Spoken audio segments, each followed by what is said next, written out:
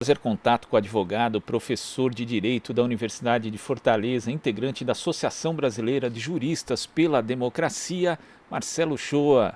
Bom dia, Uchoa. Bom dia, Glauco. Prazer sempre participar do Jornal Brasil Atual. Prazer é nosso.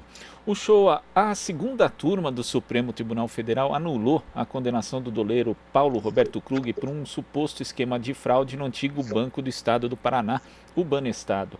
E a sentença ela tinha sido definida pelo então juiz Sérgio Moro. Em um artigo seu, aqui publicado no site do Brasil 247, você disse o seguinte a respeito disso.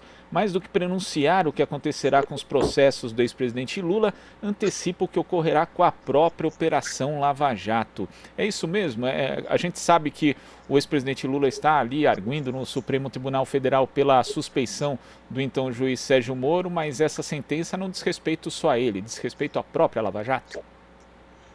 Na verdade, Glauco, é, é importante dizer o seguinte: ninguém é contra a apuração, a investigação de supostos cometimentos de crimes por corrupção e, eventualmente, claro, demonstrando que há algum indício, ou na verdade, se há a corrupção propriamente dita, ninguém é contra que a corrupção seja enfrentada e seja punida.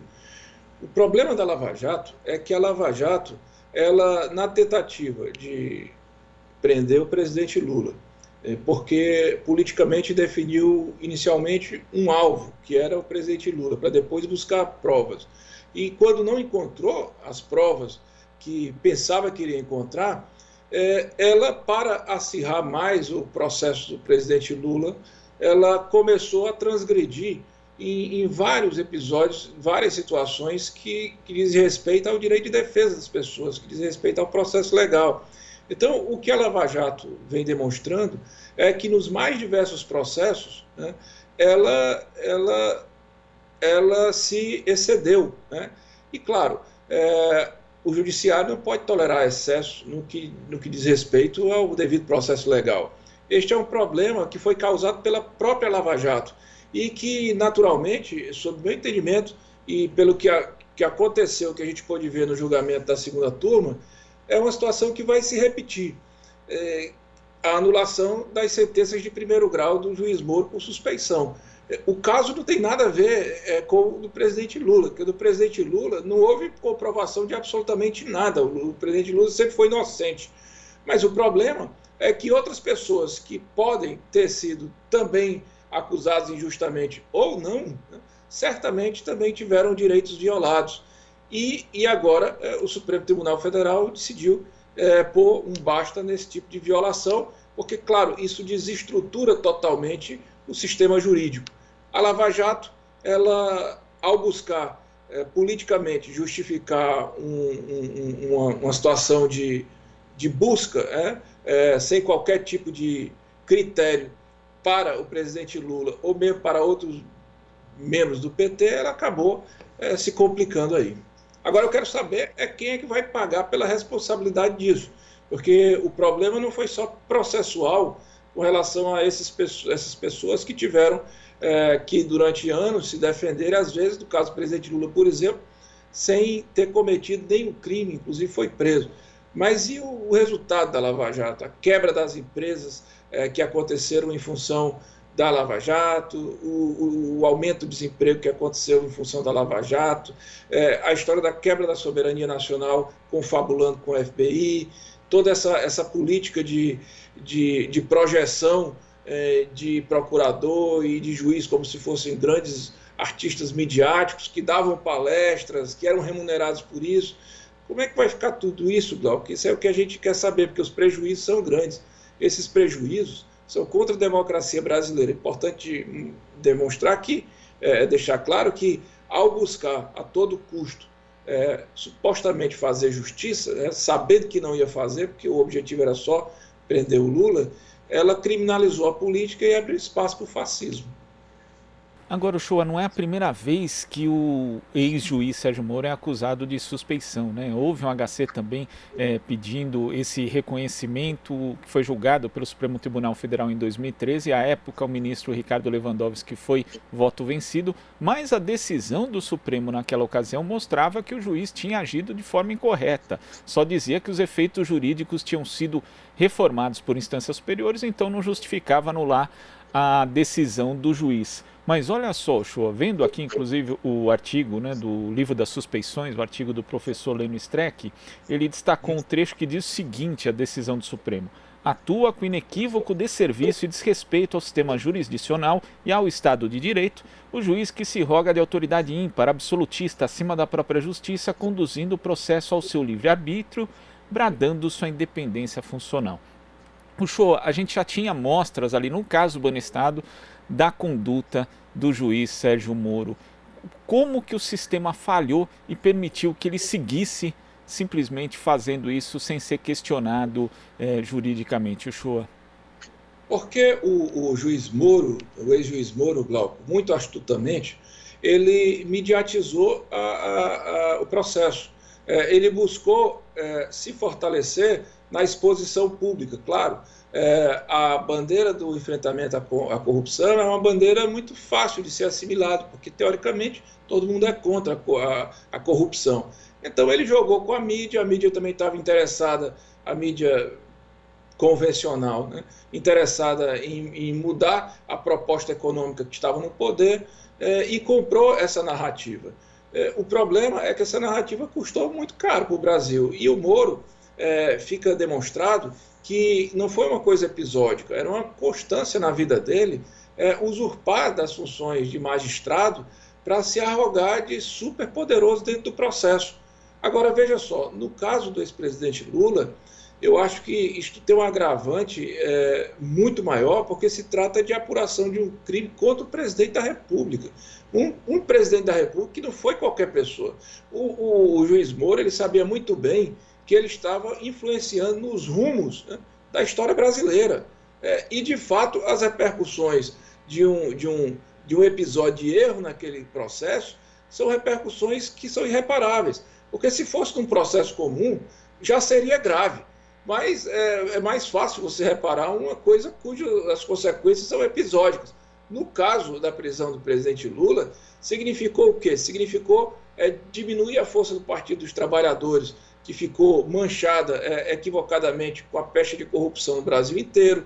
Isso influenciou em disputas eleitorais nos estados. O Moro impediu que o presidente Lula pudesse ser candidato a presidente da República. Quer dizer, houve toda aquela situação que no final ele acabou sendo presenteado pelo governo que foi eleito e que não teria sido se ele não tivesse impedido que o candidato que o povo queria votar se candidatasse, que era o presidente Lula. No final ele acabou sendo beneficiado diretamente. Quer dizer, é um sujeito que fez política vestido numa toga de juiz o tempo todo, mas não foi só ele, né? Era toda uma estrutura, era ele, era os procuradores da Força Tarefa da Lava Jato. Você vê bem que teve um áudio que o Dallagnol comentava que pensava em se candidatar ao Senado. Quer dizer, todos se envaideceram muito nessa história. O tribunal que confirmou a sentença do Lula, que em 40 dias julgou aquele recurso, e o Supremo Tribunal Federal, talvez na parede, porque havia naquele momento, enquadrado, porque havia toda uma pressão pública que tinha sido mobilizada pela mídia, também se entrou naquela linha de aceitar aquilo naquele momento. Mas ainda bem, né, que pelo menos hoje está vendo que não é possível dar continuidade a isso, porque cada mentira mal contada, cada mal feito cometido na justiça, dessa envergadura, é 1 ano a mais, 2 anos a mais de instabilidade institucional, política e social nesse país. Agora, Uchoa, você mencionou justamente essa questão da mediatização, né, da estratégia de mediatizar o caso não só do ex-presidente Lula, mas também outros casos da Lava Jato, utilizada ali pela operação e pelo próprio ex-juiz Sérgio Moro. E isso não é propriamente uma novidade, a gente teve também a mídia atuando de uma forma bastante seletiva na ação penal 470, o chamado mensalão, e no dia a dia a gente sabe que muitos cidadãos acabam sofrendo aí com a sua exposição em programas policiais que acabam gerando antecipação de julgamento. Você acha que está na hora da gente discutir aqui no Brasil a chamada publicidade opressiva, os limites da mídia, como outros países, inclusive, já estão estudando, inclusive já colocam dispositivos na própria legislação para proteger as pessoas desse poder midiático, Uchoa? Sim, eu acho que está na hora da gente tratar esse tema com a seriedade que precisa ser tratado. Não só com relação à mídia, quando ela tenta induzir a opinião pública a pensar de acordo com certos parâmetros, que a função da mídia é informar. Induzir a pensar de uma determinada maneira já é uma outra situação, né? Nós não estamos mais falando de imprensa, nós estamos falando aí de uma maquinação, de uma alienação, enfim, de uma manipulação. Mas também a gente tem que discutir, Glauco, o papel, talvez, também das instituições. Não se admite que o judiciário, que um magistrado, ele queira ser um popstar, né? Como aconteceu, você falou muito bem, na ação penal 470.